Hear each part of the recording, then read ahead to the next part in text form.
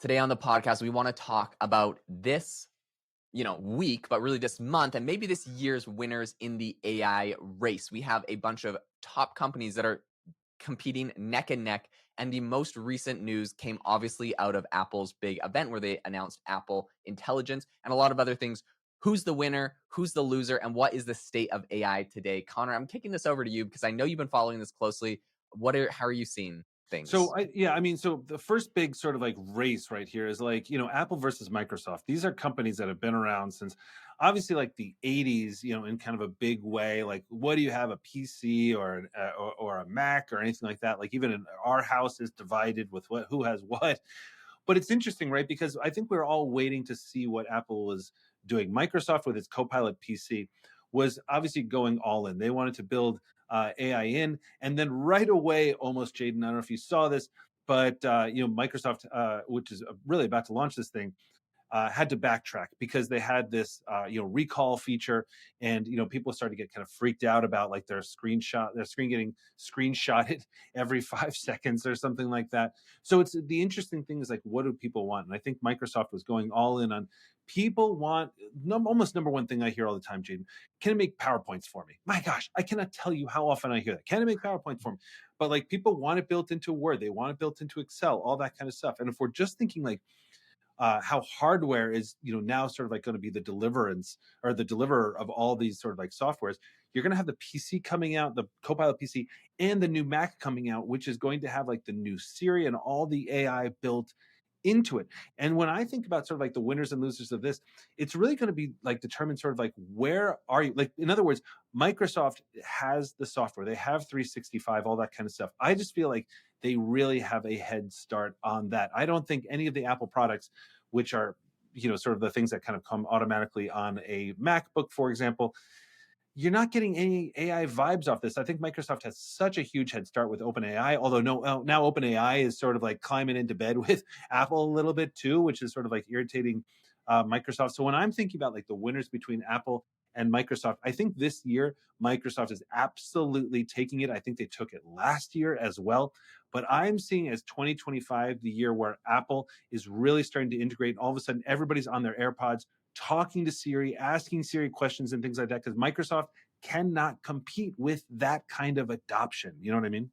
Yep, 100%. I think it's so fascinating because every company, like between these two companies, Microsoft, Apple, I mean, you can even extrapolate and be like Google, Amazon.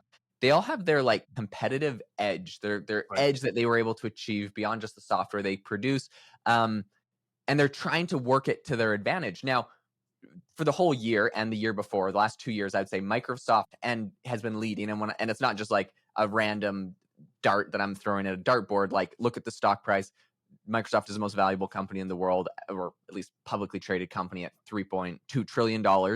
And they've been leading for the last couple years because they've adopted so heavily. They went in with OpenAI, they bought 50% of the company, they partnered, they went all out, they integrated it into everything. So big like hats off to Microsoft for being early. Now, early doesn't always mean the best. And it also doesn't mean that there's not other companies with other competitive advantages that can't compete and maybe whittle that away. Apple has now come out swinging. They're embedding OpenAI into their products and doing a lot of AI upgrades, which, long time coming. But like you mentioned, the thing they can do that Microsoft cannot is they have the phone. And Microsoft, try as they might, really messed up when it came to their Windows Phone operating system. That was just a total flop. They were never able to really solidify the operating system even market, and so Google got given that with Android. So I think it's interesting because now Apple's coming out and they have something that Microsoft never had, and that is, a billion, or I'm not sure exactly how many iPhone users there are in the world, right? 500 million, whatever it is.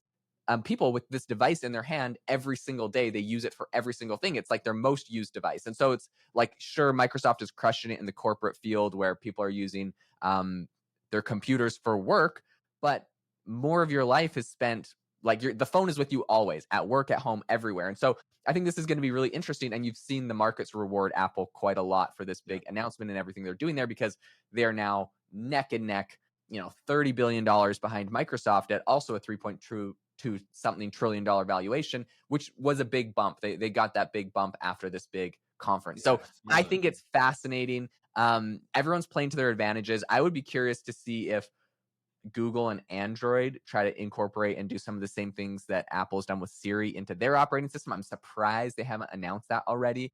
I feel like at least now that Apple's done this, the roadmap should be pretty clear for them to do that. And of course, it's a bummer that Microsoft never really But solidified. Jaden, think about like on the Google, they're kind of they've painted themselves into a corner because of the issues with Gemini.